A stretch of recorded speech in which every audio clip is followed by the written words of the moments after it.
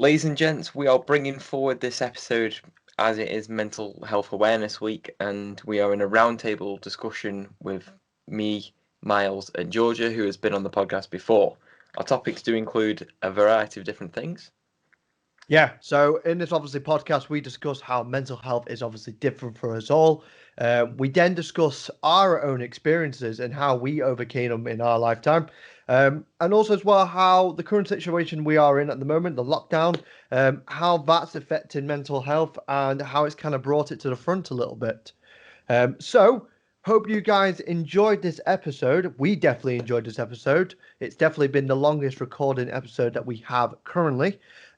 But I'm going to shut up right now and let's get straight into it. Gents, another episode of Two PTs, One Podcast with, we could say, a repeat offender.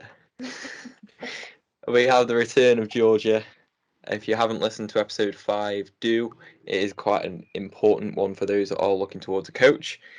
Obviously, we know how good Georgia is and how much information she's got, so we have invited her back. And we're going to discuss, I think, something that's quite personal to each of us, but also can reach out to different people. And the fact of, we're going to talk about mental health. Obviously, the importance of this within training and how it affects different people.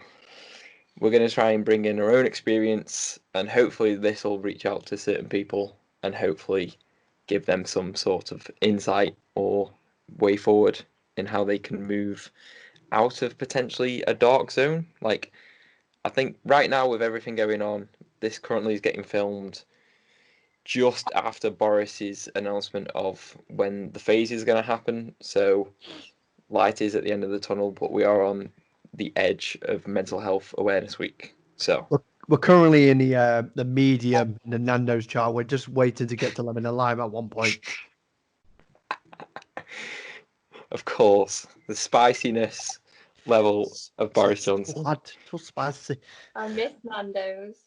Oh damn! I bought like some Tesco own peri sauce. Just not the same. Why have you bought Tesco own when you could just buy Nando sauce? I don't know. It was there. No, actually, saying that, I say I buy it. I bought it. The mother has done the shopping, and I've just said get some peri salt, and she's bought that. So that's when I bought it. So Myles's mental health is struggling because I can't cope with the lack of Nando's at the moment. Just that I miss that garlic bread. Just anything. Don't miss my grandparents. I've not seen them for months, but I miss that garlic bread. So I think to just shoot things off with it is the fact of like mental health, I think, is severely underrated within people, in the fact of like everything else within society in terms of illness can generally be seen or reflected upon, but mental health is quite a personal battle. And a lot of people neglect the fact that you don't need to go through this kind of thing on your own. I know I've struggled with it in the past, and it's just a battle because you think that no one else needs to have the issue. Yeah. Where, especially with men as well. So yeah, I've definitely in the last few years now, it's become probably a little bit more common for men to speak out with it and stuff like that. Because obviously in the olden days, we're supposed to be the hard people, supposed to be the people who put in the food on the plate. Or we're supposed to be emotionless creatures. So when you talk about, let's say, the modern men now, it's very more acceptable now for them to actually have feelings and to be a little bit more emotional in that sense. it's I think it's such a delicate subject with a lot of people, and it's like they're treading on eggshells a bit, and no one wants to talk about it.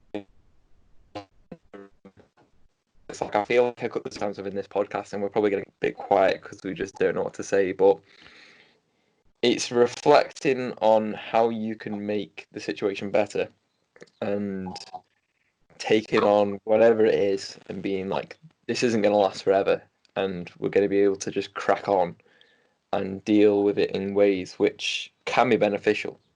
So obviously we're all personal trainers here, and obviously we're going to advocate going to the gym, going and train, releasing endorphins. which is a pretty big thing. Yeah, I mean, that's our outcome, that's our byproduct, and that's something that we find ourselves to release a little bit of stress, which most people do. They generally do find that exercising a way to get out at sometimes, and that's why, for example, while this lockdown has happened, everyone's been limited to that. That's why people are probably feeling it a lot more, and that's why now we're seeing people on the streets doing a lot more things like running, get on the bike and stuff like that, because they're being trapped with themselves. For me, mental health or seeing things that might be issues with you is coming from a lack of acceptance on your side. Um, Trying to believe in something that you particularly don't want to believe in, like the fact that you might have a weakness, you might not like certain things about yourself, like your height or your hair, or you're comparing yourself to someone else. Um, like you said before, is a very delicate subject because it's not got one meaning. It's going to have different meanings for every single person. Yeah. And my struggles will be completely different from your two guys. And ideally, the only really person that can fix this is myself. And I think that's where people struggle the most with it. Yeah, you can get help, you can talk to people and stuff like that, but it all dials down to how you look at yourself and how you implement strategies to get yourself out of that kind of like level of emotional state. Yeah, I think like what you're saying about acceptance is so true. I think because people now have got to spend more time on their own, whether they're living with family or not, I think it has caused everyone to sort of think about themselves. And I know I keep myself busy all the time so that I don't think about anything, because I am an overthinker. So I'm either working, training, I've always got to do something. Whereas now, I think there's only so much you can do in a day in your own house. And I think it has caused people to really sort of sit down and think about what they're going through. And some people will struggle way more with that because they've never had to think about it. I think I've said this before in the fact of like the social media illusion, and it's like everyone's comparing in a certain level of like, if someone puts like, I know obviously a couple of us will put like workout highlights on our story, and like even to like the degree of like people like feeling guilty with themselves for not working out, and it's like you can't think in this fact of like people will be doing things at certain times because there's so many different factors in terms of what they want to achieve, what you want to do. Like everyone's on a different journey, so you can't be comparing how they do it. Yeah, you can't compare your year one to someone's year 10. Yeah. I mean, like, even like myself and stuff like that, you look at people who maybe have a better career than you, a better body than you, a better, more strength, might be a better footballer. And you don't know what they've had to do or the sacrifices they've had to achieve to get to that point. Yeah. You only kind of look at that hourglass, that kind of mask, if they put it, the kind of highlights. And as we all know to get to a certain level of greatness, you have to sacrifice things. You have to get yourself to a point where you're putting a lot of hours. I think they always say something like, for you to be a master at it, you have to do 10,000 hours or something. But we don't look at that in that point. We compare ourselves to how we are, to how they are. And that's what kind of sometimes can bring upon that negative emotion. Yeah, I think with most of my business being on social media and sort of online, it is so hard to have that battle of not comparing yourself to others. And I think the one phrase that I've always heard is there's always going to be someone better. There's always going to be someone like better looking. There's always going to be someone fitter. There's always going to be someone cleverer. So the only thing you can do is work on yourself. But in like you can flip that around in the fact of like understanding and like grounding yourself in the fact that there are people better, and it's like, okay, I'm humble enough to understand that this person is better, and I am willing to be able to open myself to learning and education to hopefully get myself better. Yeah. Because someone's always going to look up to you but you're always going to look up to someone else as well. Definitely. So never Unless think you're like me and you're 5'7" and you pretty much look up to most people. But yeah, Mike is 100% right in that. And it's just like your perception of someone else might be the same perception as someone has on you. Yeah. Like, there's gonna be strengths and weaknesses and all that. We're gonna all have things that other people might have, and other people are gonna have opinions on you that are gonna be like, why has he got this and I haven't, and stuff like that. And the dangerous part of being a mental health and stuff like that is the fact that you don't do anything about it. And this comes into the fact of knowing yourself a little bit more. You need to know what kind of things trigger these kind of points of what's making you feel like these ways, and either doing something about it, so something you control. Like if it's something to do with social media, delete that person out. I mean, like if it's an influencer and he's causing you more harm than good, then from an outside point, the quick and easy thing is to do is just to cut that thing out. But on the inside, when you got that kind of emotional attachment, it is hard, and it is a very hard task to do. Nothing comes easy unless it is hard. And when you're... God, I've lost my track of thought now. I think what you're saying is right, though. Like, one of the first things I tell my clients to do is to just go through their Instagram. And if the person isn't giving them something that's making them feel better or more knowledgeable, then just get rid, because it's like, if you've ever gone through a partner's phone, you know you're going to get wound up. You know you're going to see something, even if it's not a bad thing, you're going to wind yourself up. So why would you go looking for it? Yeah, you just don't. And it's the same on Instagram. You're inviting those people into your life. And someone said the people that you have on Instagram should be the people that you would have in your house. So like you wouldn't invite someone that makes you feel like shit. You would have people who make you feel good, who make you laugh and make you learn. And I think social media should be the same. Yeah. I think also like you'll get a lot of social media, and I think Georgia posted this on a story the other day on about like the social media influencer. And I think to me, I think it's everyone's like, oh, it's just selling a bullshit products. But at the same time, they're reaching out to people's mental health in the fact of like people are struggling to lose weight. Oh, here's some shitty green tea product. Yeah, feed on that insecurity. And it's like, if someone's insecure about the weight and they're like, here's a quick fix where you can shit yourself for 8 weeks and lose 10 pounds. Literally. People are going to go straight for it. And it's such a horrible, I'm going to say horrible, like, way of working and way of living, in the fact that you're just feeding off people's self-doubt.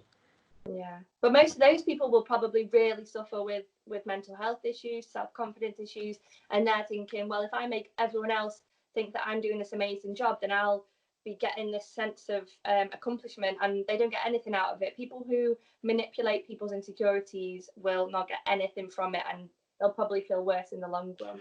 Yeah, and I mean, let's say you've had a high school period or a younger period where you've been bullied and stuff like that. You'll mostly find like later down the line that person probably had a really insecure life. They probably had a lot of things going on in their past. I mean, when people are trying to put a downer on you or they're saying a lot of horrible things to you and stuff like that, what they're trying to do is to get everyone around them to feel the exact same way. It's almost like trying to allow the reality of whatever they're currently thinking, their beliefs and their values, and put them onto everyone else. Yeah, agreed. I think they want to bring everyone down so that they can feel slightly better than other people. They hate the fact that they're feeling so alone or whatever, so they try and bring everyone else down. And if you follow, there's a guy called Paul Morse. I don't know if you've both heard of him. He is amazing with like deflecting, things like that. So like if people are giving you negative comments and stuff, you don't have to deal with that. Like that, they've given you that, but you don't. It's the way you process it that sort of affects you. Yeah, it might feel like an initial blow, but then you just think, oh well, they're clearly going through a bad time, so just leave it, forget it. What's the analogy, isn't? Go on, Maggie, you go first. No, I was just gonna say an analogy, and then it's the fact of like you'll see it on Facebook, and it's like if you had so much money and you lost £1, you wouldn't spend all the rest of the money trying to chase back that £1. You'd just crack on and whatever. Yeah, exactly. I mean, like, these things that are going to affect you the most are going to be things that are going to hold more value to yourselves. For example, if you've got your more value in your family, if you've got more value in security, things like people who are messing around with stuff like that are going to have a more of an emotional charge to you and stuff like that. Like, I know for myself, I know that security is one of my main values. So when this lockdown went down and things started changing and stuff like that, and it obviously affected myself, affected my clients, that's when it hit me. That's why when I was just like, right, shut down mode, because that's just a normal pattern that I used to do as a child. I will be very open on this podcast and the fact that when I was a younger kid, I did get severely bullied, and it messed me up through high school and uni life and stuff like that. But the more I got to know to myself, I realized these kind of patterns that I kept falling myself into.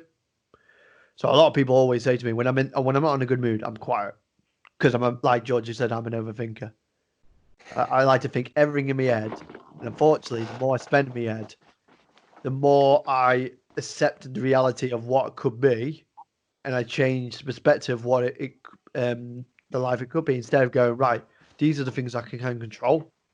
So if it is someone who's giving you a lot of hard time, I have that actual ability to go, right, no more. If it's something like the job that I'm in or the surroundings that I have, you have got that level of control to go, right, no, this is it. Whether how hard that might be, you have that certain level of control. And that's a thing for everyone. I think everyone forgets the fact that whatever happens, the way you act, the way you react, is down to potentially how you react yourself and how you control it. Yeah. I know people don't believe in the fact that they have the power to change it, which you do. Yeah, You I just think accept the fact that what they're in. a lot of people try to rely on motivation. They think this almighty power is going to come over them and you're going to like rise and be motivated, when motivation is the second thing. You have to put things in place first to then get motivation to carry on. I think habits is a massive one. If you don't have little habits in place now, then the motivation isn't going to come to change. And I think one of the best ways to think about it is who suffers if you don't change. So like if you're feeling down, you're not getting anything done, you're feeling low. In my case, if I'm in a really bad place, all my clients, all my friends, and all my families will suffer. And I think what you've got to do is think, okay, what do I do to make this better? And how would that make everyone else feel? Rather than thinking, oh, all about yourself, if you start thinking, who would feel better if I felt better? I think that can pull you out a little bit and then give you that motivation to carry on. Yeah. Yeah, definitely. You can't pour out of a cup if the cup's already empty. Yeah. I was saying, I like to say, I'll look after you for me, and you look after me for you. That's a nice general saying. Analogies all round today. Analogy battle. But I think one thing is people don't reflect on what they physically do have and they just compare into what other people have, where they could be 10 years ahead, like Myles said earlier. And nothing makes people feel more jealous than having a good life. And I think a lot of people neglect the fact that, yeah, we're in a bad situation right now, but if you've got a roof over your head and all this kind of stuff, like you've got a lot more going on than other people have. If you've still got money coming in, like you haven't got as much to sweat about. But if you're the type of person who's has been lucky enough to have that kind of uprising, and let's say you're in a quite a nice environment place and you've never experienced that, then it's hard to imagine what it's like to do that because you've never experienced it. Whether you go to different countries and stuff like that who are very, very poor at the moment, just seeing that kind of experience or anything like that changes your perspective. I think experiencing things is the massive part of changing one's perspective on stuff like that. And I'm not saying it is your fault for having a good life and stuff like that. If you got a high uprising, then that's brilliant. If you got a family, you're all together, you got a good financial thinking, that's brilliant. I'm not saying it isn't, but you've got to.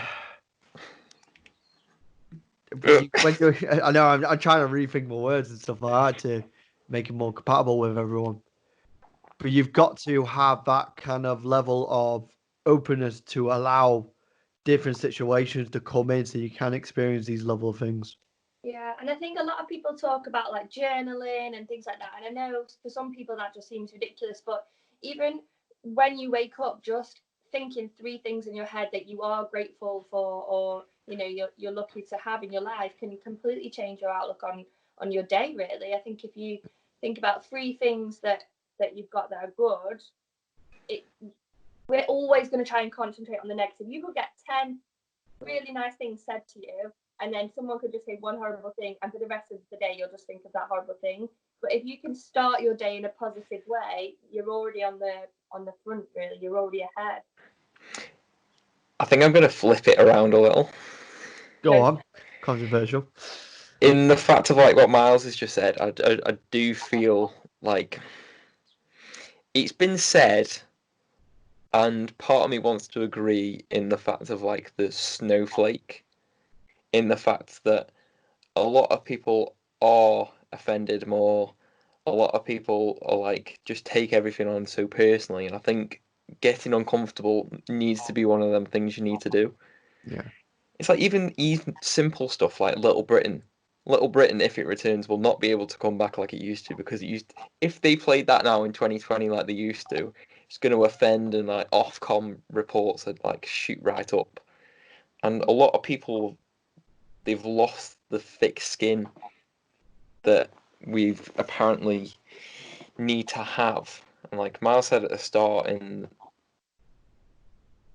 God, I've done a Myles moment. It's gone. I think you are right though. I think with people getting offended, it's how you choose to react. Like, say you really didn't like Little Britain, just don't watch it. You don't have to watch it and then complain about it and then ruin 10 other people's day. Yeah. Just don't watch it. And the same with social media. I know I keep bringing it back, but if what someone's wrote offends you, delete them. People are afraid to unfollow because they think they're going to come around the house and be like, why have you unfollowed me? But literally nobody cares. And I think people get so caught up in this bubble and they don't take a step back out of social media and just turn the phone off. They're so afraid of what people think that they're so afraid of turning it off. And it's just like if someone was bullying you in one room and you had the option to go into another room, you just take it. You wouldn't sit in the room and listen. Yeah. I think people need to sort of maybe try and practice that. It's not something that comes easy. I'm not saying you can just be like, to everything. You have to practice. No, and I mean, you're very right. People have kind of forgot that when people are speaking, it's not a direct thing to you. It's a reflection on themselves, onto you. It's their opinion. Doesn't mean their opinion is by law what you are. So when people are saying like negative things to you, a bit like, let's say you put a post up on social media or something and you get these kind of bad comments, that's not a reflection on you. That's a reflection on them putting it on you. Yeah. That's not set in stone. And that's what I was trying to say before about the fact that you have actually got that control to be able to change that aspect and stuff like that. And like, we're all sitting down in this lockdown at the moment. We're all doing stuff.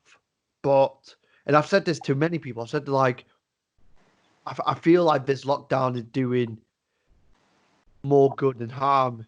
Obviously, people losing their lives is never a good thing and stuff like that. But I mean, we're now having more opportunity to do things we've not done before. I know myself. I'm doing things like reading a big book and researching things a lot more. I'm able to spend a little bit more time and gain more relationship with my clients. I'm spending more time with my family. I've moved back to my family home now for 2 months, when I would only probably get to see them like once a week. And for me, a family is a big thing. So seeing them and being around them again is a quite pleasant thing. It's how you view it and how you then allow that kind of environment around you to affect what's going on and stuff like that. I mean, if you're having a lot of things that are causing stress and stuff like that, that's on you to go and change. That's not going to have like anything else. Like George is saying, there's magic motivation cloud coming over your head, which for me personally, motivation is crap. Like, you have a drive to do something, and then you go and do it. Whether that's hard or easy and just stuff that I do, motivation phases. That'll just come when someone says a nice thing to you, or you've seen something on the news that motivates you. But And good results come from people who emotionally want to make that change. Yeah, and I think with motivation, like sometimes we've dragged ourselves to the gym and done something, and then all of a sudden you're like, oh, I feel better now, and you do better and you do better. Whereas you don't lie in bed and every day think, yes, I've got loads of motivation to go to the gym, I'm going to smash it out. It's just, right, I know that this is going to make me better, so I'm going to start and then see how I feel. If I feel great, great. If I don't, we'll try again. And I think people see this mental health as this, okay, I'm not happy every day, so I'm suffering with mental health. And it's more the fact of it's always continuing. Depression isn't your depression. It's not forever. It doesn't last forever. You can change, like it's something that happens and then you can change it, which is what you were saying really, Myles. Yeah, I think I agree that depression and stuff like that isn't a thing. Like, it's not a label. condition in that standpoint. I think everyone at some point in life will experience it. Everyone will go through a drama of life, whether that's going through in primary school, whether that's going in through later in life. Everyone's going to have that kind of point where you hit rock bottom, and everyone's going to have negative thoughts, and everyone's going to have the worst thinkings of what's going to happen and stuff like that. But like George said, it is just level. What things can you do to get yourself back up? What, even if it's a small step, even if it's something like replacing a chocolate bar with an apple, something that's like dead simple, or taking an extra step of stairs instead of taking the elevator. To other people, that sounds daft. Like, I can see you two smiling about it and stuff like that, 'cause it does that in hindsight. That sounds like, for example, with me, it's driving me nuts in the fact that I can't get a lot of steps in. So something that I found, something that I listened to recently said, right, every time you take the stairs up, go back down and take it back up. I say And that. I've been doing that. And my family have been absolutely pissing themselves. Could I do it? Just subconsciously, I've just started doing it now. And just doing that makes me think I'm being a bit more active, because I'm used to being active. I'm used to playing football. I'm used to going to the gym all the time. I'm used to doing all types of stuff. So being stuck in the house, being stuck around the desk for me is something that's not natural for me. Yeah, I know people who have been advised to like sleep in their gym top or something like that, so that when they wake up in the morning, they've got that top on and they have to go. Yeah. Like sometimes you wake up and you think, oh, I'm not going to go today, or I'm not going to do this today. If you buy you don't have to sleep in it, but if you've got your gym clothes right there when you wake up, you sort of almost think back, let's just do that and again see how I feel. Whereas it just comes back to habit and having those steps in place. So I don't know about you two, but Podcast. that you two would advise on what to do if you were starting to feel a bit low? Is there anything that you guys have in place that maybe that makes you feel better? So this is something that I've recently just started doing it now, and I'm actually looking upon it on the opposite screen. Is I have two little sheets. One of them says me with the big bold letters, and I write the things that I quite like about myself. Yeah. So if I'm ambitious, I think to myself as a quite charismatic type of person. I'm quite loud and evoke. And then I've wrote the things down that I feel like I notice when I'm not myself. So for example, I get agitated and easily if I don't sleep very well. Like, I'll get loads of things like mouth ulcers if I'm run down. I'll get tired and stuff like that. And being able to visually see that, because we're all visual creatures. Like Mike's saying before, mental health is something that we can't see. So therefore, we kind of like have that seen to believe it attitude, where if we can't see it, we don't believe in it. So for me, little things like that, just glancing through it, it's there on the wall every time I see it in the morning. So I'm constantly reminded through it. And just being constantly reminded of who you are and the things that you're not, for me, that works massively in the case of if I'm having these little down moments. Yeah, I'm not saying don't feel them, because if you try holding things in, eventually they're going to bottle up. But have my moments to feel of them, and then get back to where I know I should be. Yeah. Mike, have you got any steps that you do to make yourself feel better?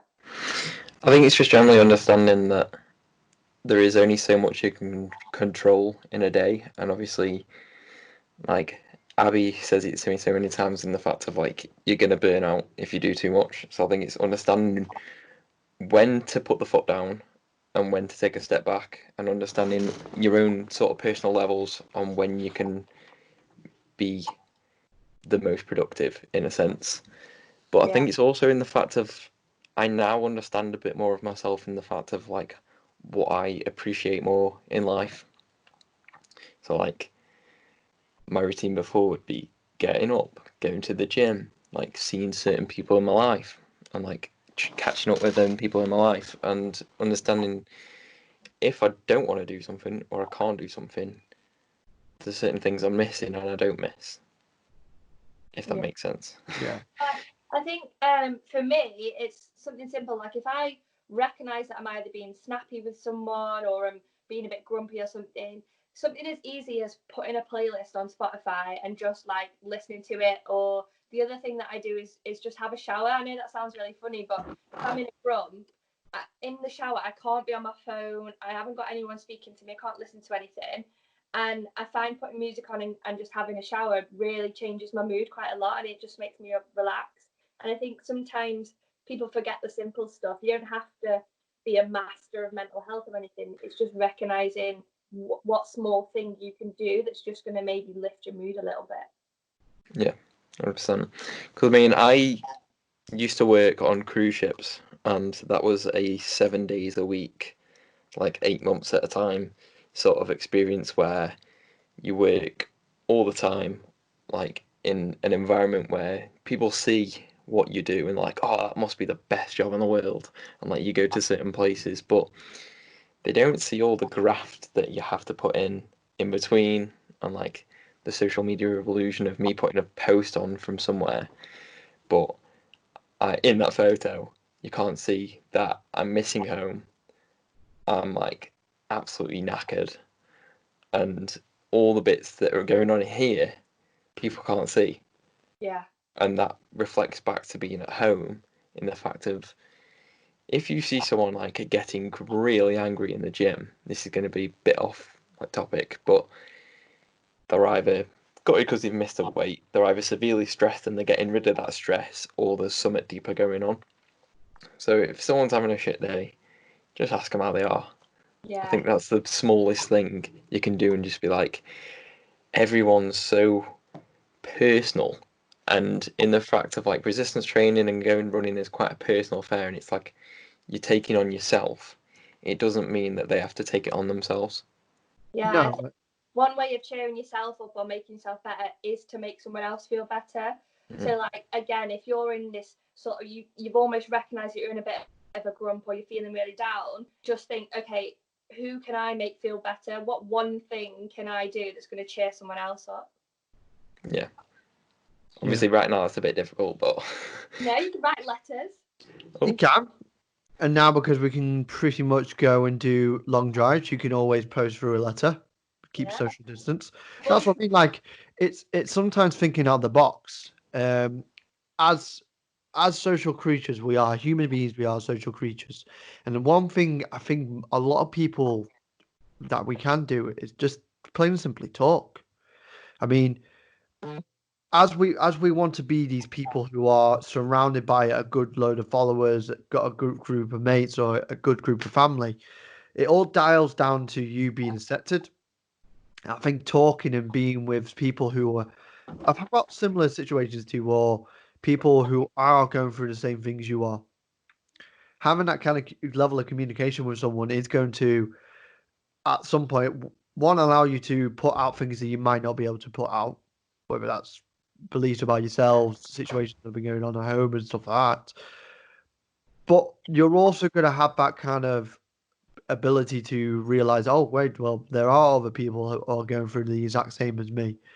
And if it is someone, let's say, who has gone through a great deal of past and they're now out on the other side, whether that's a mentor or someone who is hierarchy in your level of struggle, then that's when I believe it is always good to have that good communication with them. Yeah, like we're talking about social media, obviously all the bad sides of it, but there can be good sides of it as well. Like, I was in an emotionally abusive relationship for like 3 years, and I felt so alone. I was always comparing myself on social media, but I was also posting happy things, and people thought, oh my God, she's loving life down south. And really, I wasn't, like Mike said. But then when I speak about it now on social media or through email or to people, I can reach a further field, and people relate to it, and they see that I'm not this machine that trains all the time and eats chicken and broccoli every day. I'm a normal person. I've gone through loads.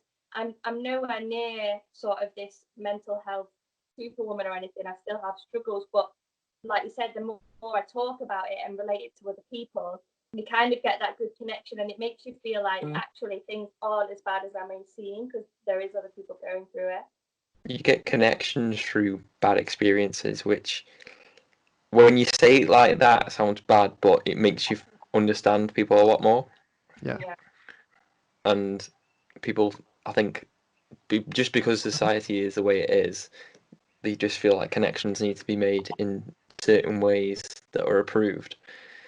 But topics of discussion can come from anything, and that's going to be the step in the door to understand someone and get to know someone.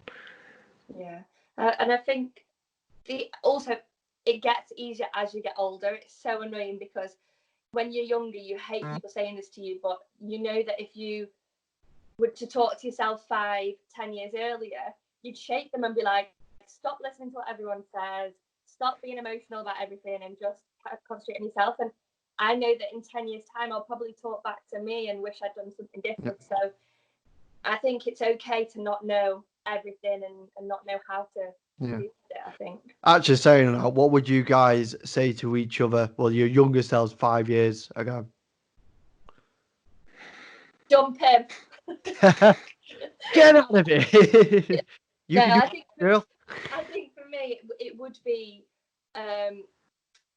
you're not sort of trapped in that bubble. So it's really hard when you've been through something like that. Is at the time you think your life is everything, and like what's happening now is always going to happen. There's no way out. And I think what I would say to myself is just take a deep breath and realize that the world is huge.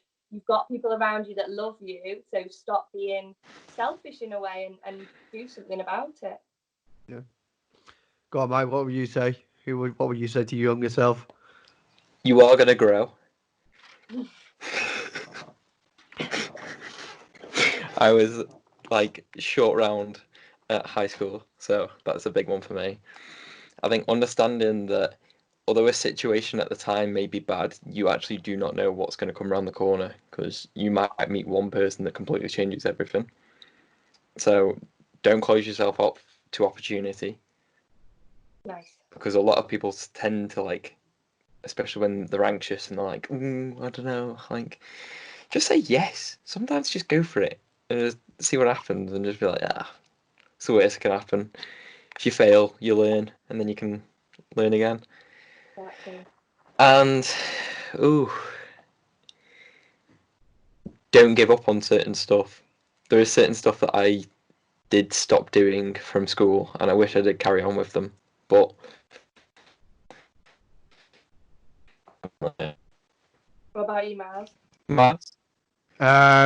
Well, first of all, I would definitely tell my 19-year-old self, oh no, I'll be 20, that you aren't going to grow. You are stuck at being at the height. Unfortunately, you aren't going to reach beyond 6 foot. You put on size though.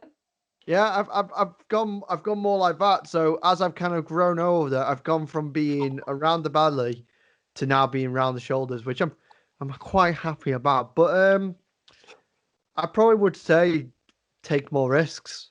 I feel like because I had such a background of being younger, where every time I tried something new or did something new, I was very much judged and I took it to heart. Mm. I probably, as I got into my teens and probably my early 20s, I probably stopped. I say that, but when I was like 21, 22, that's when I physically started to say, right, the art degree is not going to get you anywhere. let's go completely onto the opposite scale and let's go and give this personal training thing a bit of a business, a bit of a go. So I probably would say take a risk. The other thing I would say is it's okay to let go. I mean, Yeah. like you, Georgia, I had a heck of an experience in uni with obviously my first ex, and it's mentally draining. It took everything, and unfortunately, it ruined my kind of uni experience for me. 'Cause I just all I wanted to do was just sort things out. But it's okay to just say, look, it's these things are not going to happen, but you have got that strength. You are eventually going to experience things like that again, or you are entitled to have this. You're entitled to have a happy life and stuff like that. You don't have to keep going on something that you believe in the moment, or your entire like experience will change. So they're probably the things that I would probably tell myself, and somewhat I probably would say that to myself right now. Yeah, I that's mean, like, it. It's good to recognize it and speak it, isn't it? Like what you said there gave me goosebumps because I felt like you were talking to old me. So it's nice to actually say it. and that's what I mean. Like, that's what I mean. There's things that we would say now to our younger selves that we would say now, and that's 5 years down the line. And some people are very much into the thing of like, let's get that quick fix. Let's do something that gets an immediate response, and that's why so many people fail in things like weight loss, muscle gain, or changing their body composition. It's because they don't give that time. They don't get that. They don't allow themselves to fuck up, to achieve good things, or allow things that might or may not happen. Like, and I think that's what most people are scared about is that uncertainty of change. Yeah. Yeah. What one thing would you say to someone who's feeling really, really down at the moment or lost? Like, what one piece of advice would you give? You can there's None two of ways you can go on your, about this. none of your by the way. What a It's question! emotional. What one piece of advice would you give a friend who says, "I'm feeling really low at the moment"? First of all, Mike, should we just sack this podcast and let Georgia be the host? And that's like two I just good find it so questions there. It's going to be 3 PTs, one podcast soon. I know exactly. Could have maybe add a third member here. especially being lads, it's good for you to talk about it. So Yeah. Go on, Mike. You're first in the alphabet. Myles got asked first, and that's what I'm saying. It was a hell of a question, so I'm not taking that first. I could go two ways about this. I mean, I know myself. I'll probably just say, "Man, the fuck up." Just nice. get on with it. But I feel like for most people, that would be quite a quick and easy way of just saying, going about it. Um, I will probably say I can't. I probably will say to them the fact that I can't promise, nor can anyone promise that it's going to get better. It's something that is something out of control. What I can say is you do have that ability in yourself to make whatever you're experiencing right now, whatever the environment you're in right now at the moment, you have actually got that power to change that. Whether that's the small simple things we've talked about before, or is a big thing, whether that's having that conversation with that someone, whether that's changing jobs, whether that's sacking off your degree to go and do something that most people experience you for someone else, so you're changing your identity. Yeah, Um, that's good. and it won't be immediate. It won't feel good at times. Sometimes it might feel worse than it does now. But as long as you're doing the necessary things you want to do, that you want to do in order for you to be better in life, eventually, if you keep doing the things continuously, I mean, repetition is the mother of all skill, it will get better. And Yeah, you'll find yourself eventually, if not, being where you want to be. yeah, love that. What about you, Mike? I think everyone's going to have a fire for what they want to do. Like, a lot of people, I think, worry that much and get themselves into a mental spiral in the fact that they don't know what they want to do. But you can have an epiphany or a moment and be like, this is what I want to do in life. And I think when you're feeling emotional and you're feeling down, it's finding the fuel and finding ways of getting to that point. Obviously, right now, the route is a little bit different to what everyone wanted, but the journey after it is still going to continue. So it's just got to find the ways of getting there and just setting yourself little reminders, because I've got like that there. And it's basically just saying like, this is what you want to achieve in the long term. How are you going to get there right now? Yes. Like, Yeah. what do you want to do? And right now, how can you utilize yourself and your time to get there? Sort of breaking it down into Yeah. little goals. Yeah. And like understanding that you're not a robot. We've all said this before. Yeah. And you can utilize down days and spin them on their head and utilize them as actual good things. Mhm. Like even today, like this podcast probably wouldn't be getting filmed if none of us had bad days, because we'd just be like, mental health, it's not an issue. Yeah. If it wasn't an issue or it wasn't a topic, we wouldn't bring it to the table. So understanding that you will hit curveballs or bumps in the road, figure out how to smash them out of the park. Yeah. Like, And so on top of that, I mean, like, you two are very much 100% right in all of this. I mean, but when you are on that opposite side, I mean, we can all of us proudly say there's been that one moment in our life where we've just said, right, that is it. This is the moment where we need to change something. Whether George is your last relationship or Mike, it's obviously experience that you've had obviously in your past. We've all had that kind of moment where the pain's got to that much where it's had to force a change. And to be honest, like I'm looking back at it now, and I mean, I don't regret it. I don't regret anything that I've done in the past because that's what younger Myles wanted to do. Yeah.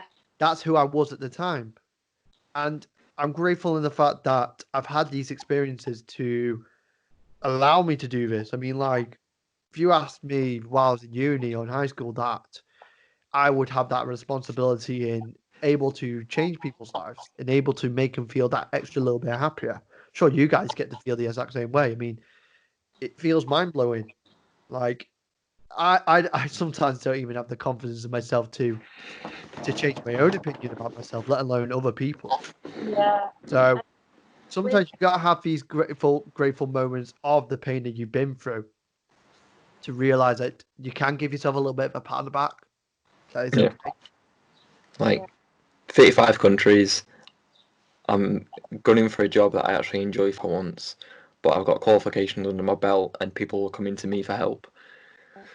Said this 10 years ago, I'd be like, what are you on yeah. about? When I first ever taught like an exercise class, it was just after that relationship, and I remember thinking like, I don't want to do it, I don't want to do it, and I'm doing it. And what I do is I kind of force myself into situations. So like, I'll message the people that I'm teaching and be like, I'm going to teach this class, even if I don't want to.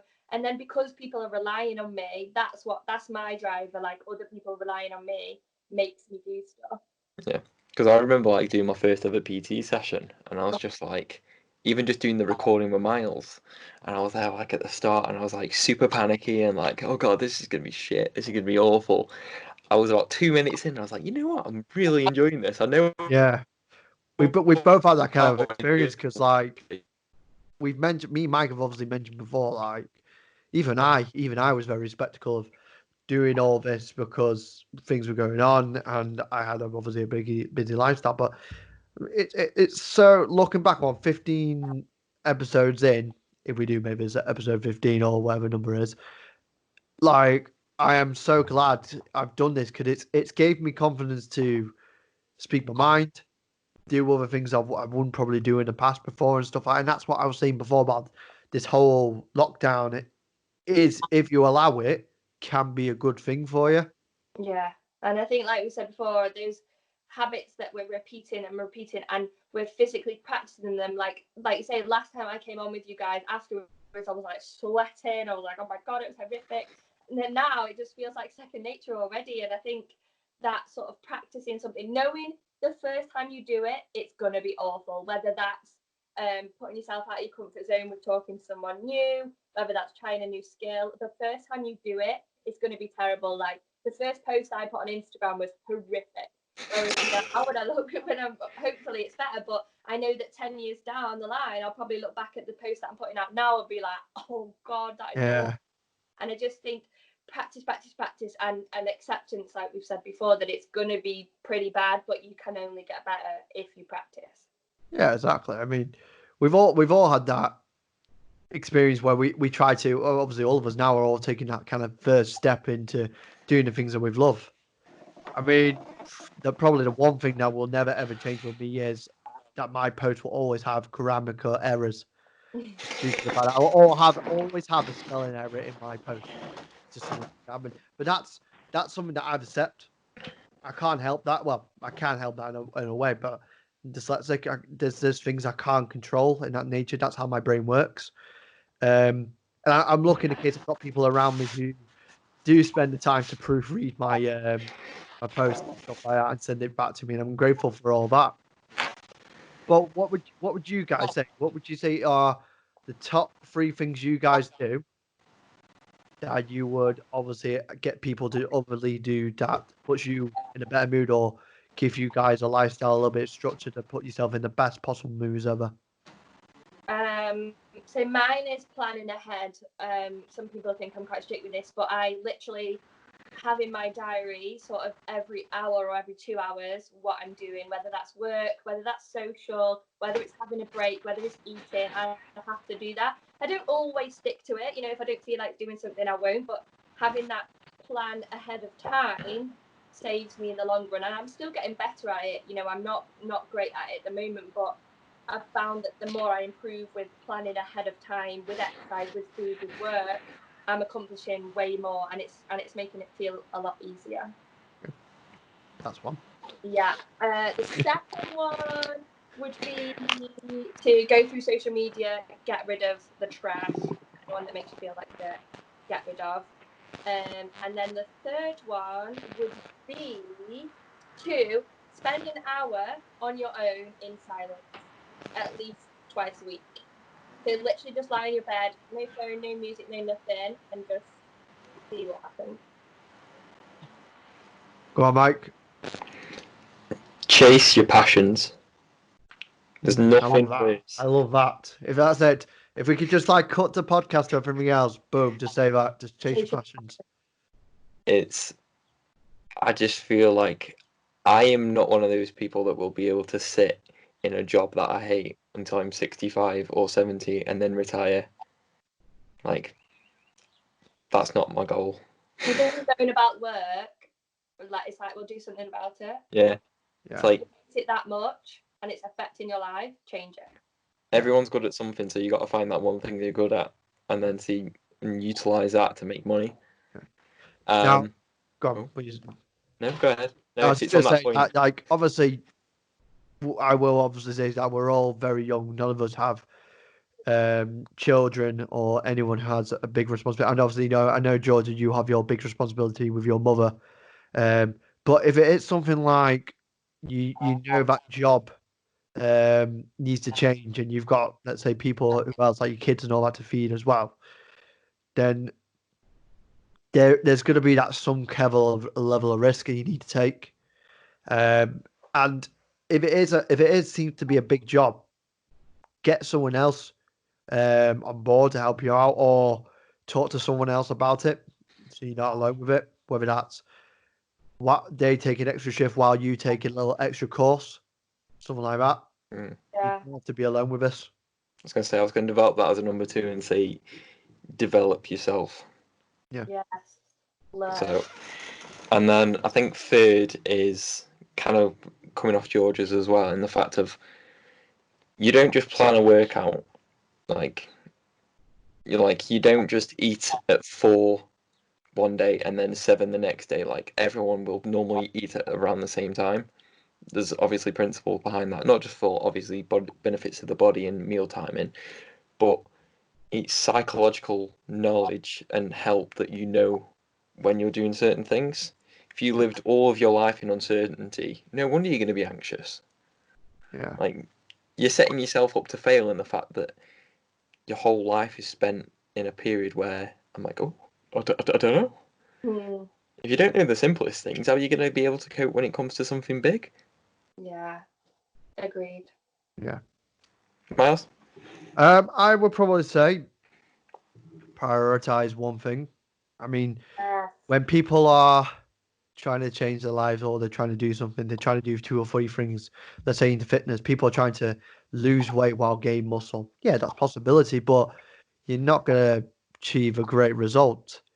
Prioritize, like prioritize something. If you want to lose a little bit of weight, focus on that. And then if you want to add muscle, work onto that. Try to work on one thing at us and do that with aspects. If like, let's say if you want to go and change your job, work towards doing that and then work on something else.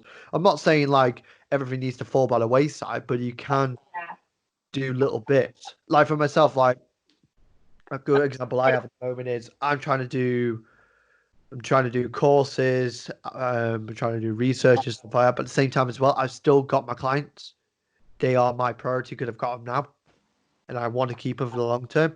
So at times, I'll prioritize when I'm with my clients, and then I'll prioritize times when I've got my research, and that allows me to work on them at different times. But then they're both getting that level of concentration needs for me to improve. Yeah, I think people have like to-do lists and they'll have like 10 things on it and they'll get annoyed when they've not done it. Whereas if you just give yourself one job that has to be done every single day, you'll get way more done. Yeah. And just doing instructor before, there's a book called The One Thing, and that is about this sort of thing. It's about prioritizing that one job, and once that's done, then you can do the other stuff. Yeah. But you have to have that one thing. Yeah, and for people who are that type of person that feel like they've got tons of things on the moment and their mind is just absolutely baffled by the things that are going on, write it down. The act of writing is a doing thing. I mean, like, We're all whiteboard wankers. yeah, I've got about 1,000 sticky notes around me and stuff like that, but I prioritize them. So what I'll do is I'll have a sequence of levels of like how level of priorities they are. So 1 will be the highest and 5 will be the lowest. What are you guys laughing about now? I think I killed him. It's just George's coming in saying whiteboard wankers. I know, exactly. I love it. Get yourself a whiteboard, people. If there's one thing you can take away from this podcast, get a whiteboard. Honestly, especially like mine's a little. I'm actually going to upgrade it soon, but yeah, we all need them. You all need a whiteboard in your life. You're really a professional PT if you haven't got a whiteboard. I know, exactly. Follow Myles 15 for 15% off a whiteboard. No. Having it written in front of you, it kind of guilts you into doing it. Like you can't avoid it. If it's just in your head, Yeah. you can get away with ignoring it. Whereas if it's written, you can't really get away with it. And also telling someone else. I find like if I tell my dad that I'm going to do something, and he's the kind of man that's like, "Have you done it?" And I'm like, "No." Yeah, Go and do that's it. what I mean. That's a really good thing. Tell someone that you hold. Like for example, you've got your dad, I've got my mum. Yeah. If I tell her something, I've got to do it because if I don't, I'm damn right going to get an earful about it. Yeah. Same with mental health. If you tell someone, you know, that you're struggling and that you're going to do one thing, just say, right, every day I'm going to do 10 minutes of meditation and just text me and say, have you done it? And that most people will be like, yeah, absolutely fine. Yeah. The second thing I would probably say is it's okay to feel it. Like, yeah, do things that can keep you out of it and do things that are not going to get you to stay in that kind of emotion for a while. But if you're going to have nights where it is a big thing and it's just really hitting you hard, allow it. Wallow. It's like, yeah, allow a wallow in it. Well, don't wallow in it, but allow yourself to feel that emotion. Yeah. And then whether that's 1 or 2 days. But if you try to bottle that in, there's just going to be one point where it just overfills and it completely takes over. But whether that's 1 day, whether that's 2 days, or at the start, it might be a week. Eventually, if you just allow yourself just to have these emotions, it'll get less and less and less. And eventually, you'll be able to get yourself out of it very quickly. And then the third thing as well, I mean, I'd probably add on to the thing of what you were saying before about writing 3 things that you're gratitude for and stuff. I mean, starting your morning with things like just having that idea is essential for like same thing as just for me drinking a bottle of water every morning. It's something that's going to get my mind clear. Something that's going to have start your mornings right. Yeah. Put that Positive killer reinforcement. playlist on. For me, this is going to sound really weird. I have a pre-match ritual that I have pretty much every single Saturday, whether I play or not. But I have this podcast that's only 15 minutes old, and it's like things like what you're going to do when this guy tackles you, what you're going to do when you fuck up, or what you're going to do when you do well. And it gets you to say it back. So it's like things like saying you can do it. And that for me sounds bad because I'm in the shower shouting, I can do this. Yeah, it works. And that's what I mean. Like, by the time I've listened to that podcast, I am born ready for that 90 minutes. Yeah. And you could do that, whether that's like your favorite song, something that just gets you in a jump by the end of 5 minutes. Like if something like that gets you in a happier mood, that's ready for your day, do that and try to get yourself into a routine every morning that sets yourself right for the day. Yeah. I know most people do the simple things of making the bed. Yeah. Some people think they're silly, don't they? And like they think, oh, I'm not doing that because it's silly. And it's like, well, then if you're not going to try, you're not going to change. Making the bed is a good one, though, Myles. That sets you up great. Yeah. Yeah, because that for me, when I'm like, when I make my own bed, granted the fact that I'm sleeping on a camp bed at the moment, being in the top. But when I put that bed away and I've folded my mattress and all that, I know, right, the day has officially started to follow me. And I've got one task done. So I'm ahead. Yeah. So I'm ready to get going. I'm ready to step that next challenge. To die. Yeah, exactly. My battery any minute. Right. But, ladies and gentlemen, on that note, we'll end this. I officially can say this has probably been the longest recorded podcast. Yeah, there's just so much you can say. Exactly, and we can go on for hours and hours. We didn't even talk about it in exercise. We could go on for hours and on ends, but unfortunately, Georgia doesn't know what a charger for a laptop is. But then it'd be like this. But but Georgia, as always, thank you very much for coming into the podcast again. It's been a pleasure having you on. Thank you for having me. And if you do want to talk about mental health and exercise, let me know. Yeah, exactly. For the new people who haven't listened to episode 5 yet, Georgia, where can the people find you?